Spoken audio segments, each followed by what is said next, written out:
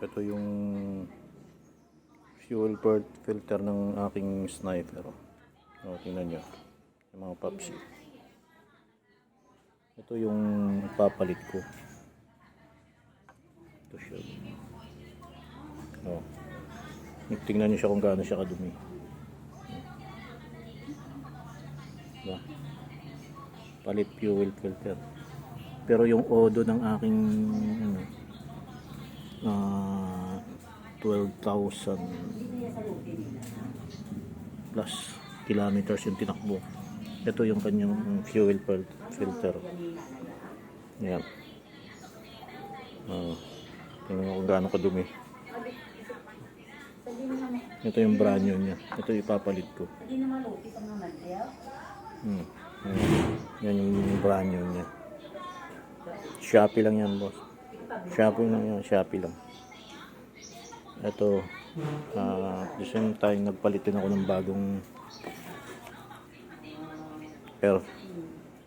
air filter nyo. Ito yung papalitan.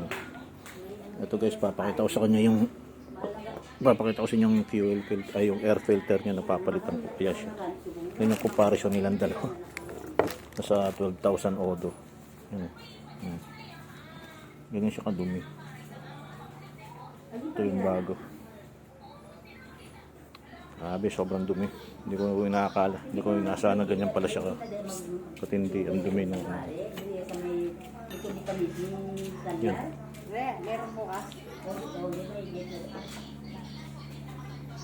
Baklas. Yan, baklas lahat yan mga loads. Hindi ko alam kung paano ibabalik ko. Hindi ko alam kung maibabalik ko pa. Kaya naman siguro. Ganyan siya. Yan.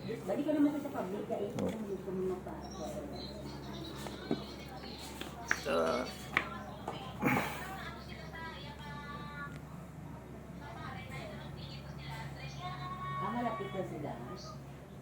Malapit na sila.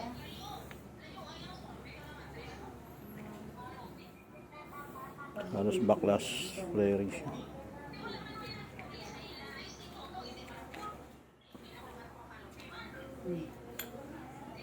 Grabe.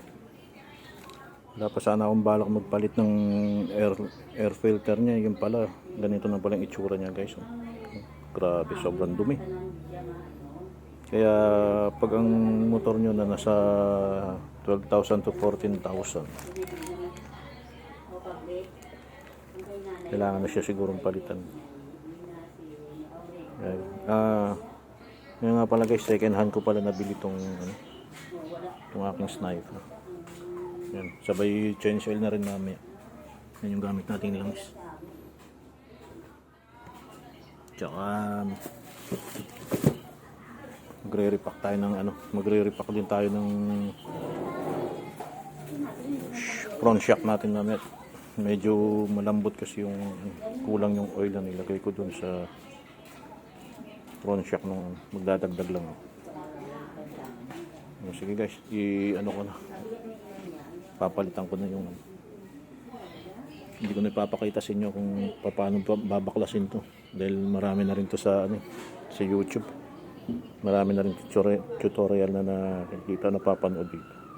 Search na lang doon sa